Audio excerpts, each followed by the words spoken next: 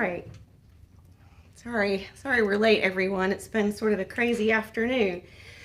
All right, hi. It is May 19th. I'm Randy Murphy, epidemiologist and director of disease surveillance and environmental services at the Mobile County Health Department, here to give you a brief update on the effect of pandemic coronavirus on Mobile County and our community. Again, we always start with the global outlook. So worldwide, 4.8 million cases with over 300,000 deaths.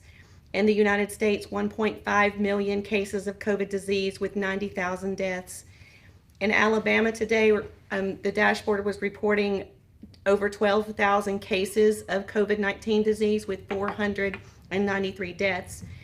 And in Mobile County this morning, in our detailed report, we're reporting on 1,755 COVID-19 disease patients. 207 or 12% of those are hospitalized, and 103 have died with illness. That's 6%. We've had an increase of a couple of deaths over the last 24 to 36 hours. I'm not going to go in great detail about the descriptives of the patients today. We spent a lot of time looking at that yesterday, but I do want to sort of alert you to a couple of things that may be changing as we go forward. Yesterday I reported that the map that the city of Mobile is assisting us with, and we're very grateful for, we will just be updating that once a week on Mondays going forward. And as soon as we have some additional information on the geography of our cases, I'll be happy to share that with you. The county, Mobile County GIS analysts are assisting us with that, and we're really excited to look to what they are able to share insights on. But we pretty soon will stop reporting, showing the graph that shows the number of cases reported by day, because the report date is very heavily influenced by things like when the doctor's office was opened, when your lab specimen was collected, how fast did the specimen get to the lab, was there a machine down at the lab that day, how quickly did the results get back to the provider, does the provider have the immediate capability to contact and tell people about positive test results. So we are beginning to look at the data by week of report, not by day. Of course, we will still look at the number of cases reported daily.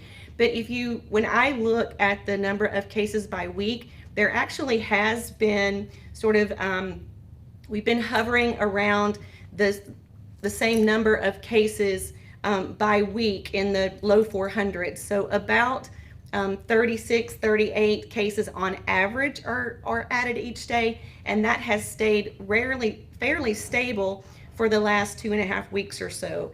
I get a lot of questions about, it's still going up, and actually what we have seen is that it appears that for now it is staying about the same when we look at it by aggregating it by week or by some other metrics, like we do look at a moving average to sort of try to calm the noise in the day over day reporting. What generally happens, because the laboratories are closed on Sunday, is, and most people do not, there is not a lot of testing on the weekend. We see a small number of cases reported Monday, and then it starts to go up Tuesday, Wednesday, Thursday, Friday, and then we see a big spike, and then it falls back down. So that makes it really difficult to kind of see what's happening over weeks. So we'll be making some changes to our report to reflect that. A little bit more on our outbreaks in congregate settings. So I've been reporting on 7 long-term care facilities with widespread transmission, and we know that these outbreaks are contributing to about just over 50% of our reported deaths. So right now, 57 of our 103 deaths are associated with long-term outbreaks. In addition to the 7 that have COVID in their facility, we have a few that have foci of transmission. So this means they maybe just have 1 or 2 patients or staff members who have tested positive. And so we're working really closely with them. There's still a good chance that they can contain the infection in areas of their facility and it not become widespread. Then we have about 3 facilities that have tests pending, either on staff or residents. They don't know the results yet. And we have 27 of our long-term care facilities that are reporting 0 cases. So this is really important that to know that of the 37 in our community, only 10 of them are affected by the COVID pandemic. 27 are reporting 0 cases. And then in other congregate settings, again, we have an outbreak in a detention center that seems to be just, somewhat contained. They have very few people that are being isolated in that detention center, which means they just have a small number that are ill. The overwhelming majority of inmates that have tested positive have recovered. We had a group home early on that we were investigating. We have a treatment facility that has had a case or two, 3 senior living complexes. This is really important to talk about and focus on for a second, because senior living complexes are usually feel and look like apartment complexes where you have your own unit, but you're inside a larger building. And it's important to know that your home, where you are supposed to be staying safer, is inside your unit. You should not be congregating at spaces within the building or within the facility. So we hear reports of senior citizens, those folks that are at greatest risk for severe complications, gathering in gazebos or on park benches outside or in common areas, and this is absolutely dangerous territory. So once COVID gets into the facility, if people who have those risk factors for complication, if you get ill, you are putting yourself, if you get infected, you're putting yourself at risk of severe complications and potentially death. So please, if you live in a complex, an apartment complex or a high density building, or maybe a campus that has several complexes on it with single apartments where senior citizens are living, please do not congregate anywhere in that complex, including, going to someone else's apartment and that sort of thing. Your family unit is who lives in your unit, and that is considered your home, and you are safer at home. So I will not belabor that point any further. So sorry for me getting on a soapbox there a little bit, but it's just so important, because again, we have, greater than 80% of our patients who die are 65 and over, and 60% of those who are hospitalized are 65 and over. So I just want to make sure that you recognize the behaviors that you need to sort of curb to protect yourself. All right, so a couple of questions and other messages to put out. Yesterday, I talked a little bit about a CDC report talking about the decline in childhood vaccination coverage during the COVID pandemic in Michigan. And I wanted to bring that up again, because it is so important. So in this study out of Michigan, up-to-date vaccination had declined 50% among children less than 2 years old. So it's super important that while, yes, we want you to stay safer at home in a very controlled way, it's important that you continue to get recommended vaccinations for your small children, and also throughout all stages of childhood and adolescence, not just those that are 2 years old. So please check with your pediatrician or your healthcare provider and take a look to make sure that your child is compliant with all of the recommended childhood vaccinations. All right, so this is from, so Brad Phillips, our inspection services district manager, sent some really good information, because they take calls from the public, and so they hear what people are asking, and he sent this note to say that some news outlets are still consistently reporting that bars and restaurants are restricted to 50% capacity. There is nothing in the current order directing bars and restaurants to reduce to a certain percent capacity. They just have to maintain physical distancing requirements of 6 feet between patrons at different tables, chairs, booths, stools, and limit party sizes at tables to no more than 8 persons, and those 8 persons should be your immediate family, not 3 from your family and 5 of your neighbors. So the 50% capacity limit was only required for retailers. So again, that does not apply to bars and restaurants. Brad goes on to say that he's still finding restaurants offering self-service food, drink fountains, and condiments, and the order specifies that restaurants and bars must disallow self-service by guests at drink stations, buffets, or salad bars. So customers may not fix their own drink, get their own salsa, grab condiments, ketchup and mustard for their hot dog out of a pumper. It has to be single serve and at the table. They may either served at the table or provided on the table. No drink stations, buffets, or salad bars. Let's see. And then the other comment from Brad, wow, he was quite prolific today. You might have seen that the city of Mobile passed an ordinance to allow restaurants and bars to provide additional seating outside, like on the sidewalk or in parking lots. And Brad's just saying that the health department doesn't have any issue or concerns about additional seating outside or tented seating, provided that physical distancing of 6 feet is maintained between patrons at different tables. So there. Maybe just to mention that, other than companion animals are not allowed in restaurant settings, and this would include outdoor seating areas. All right. So here are some questions from Facebook. Will we ever see the numbers dropping? Seems to be getting worse than better. Wow, just wow. So yes, the number continues to rise, but the rate at which it is rising seems to be slowing some. And that is largely due to the stay-at-home order that was in place until last week.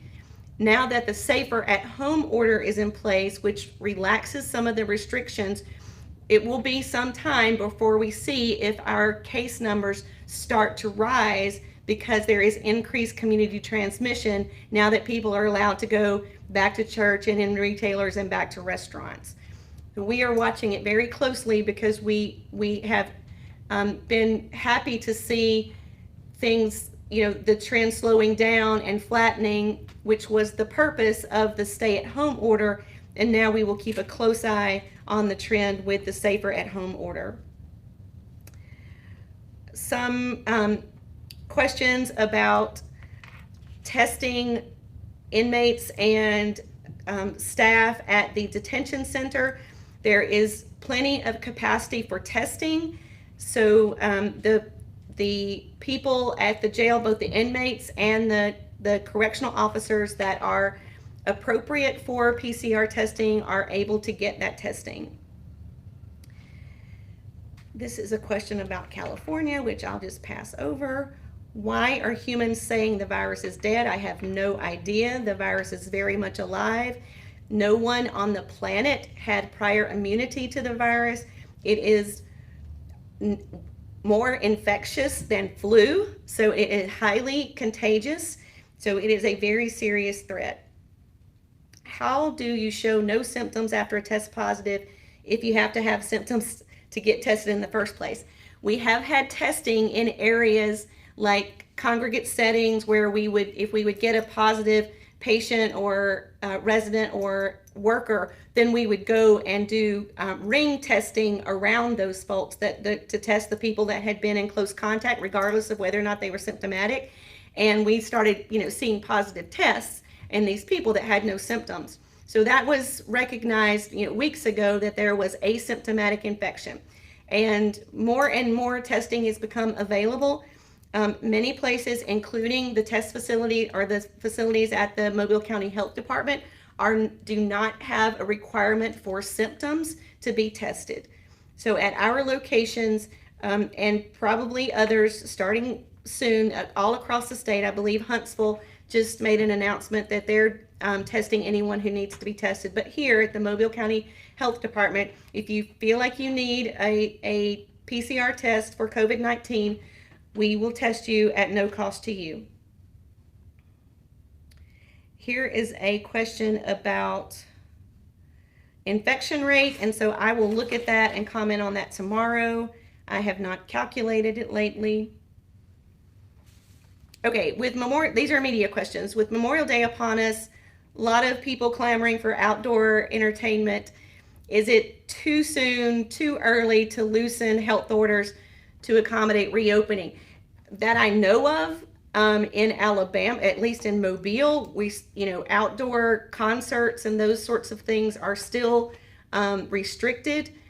But again, we have to pay close attention to the health orders, and anytime you're out in any size congregation, you have to maintain that 6-foot distance, and we want you to wear a cloth face covering.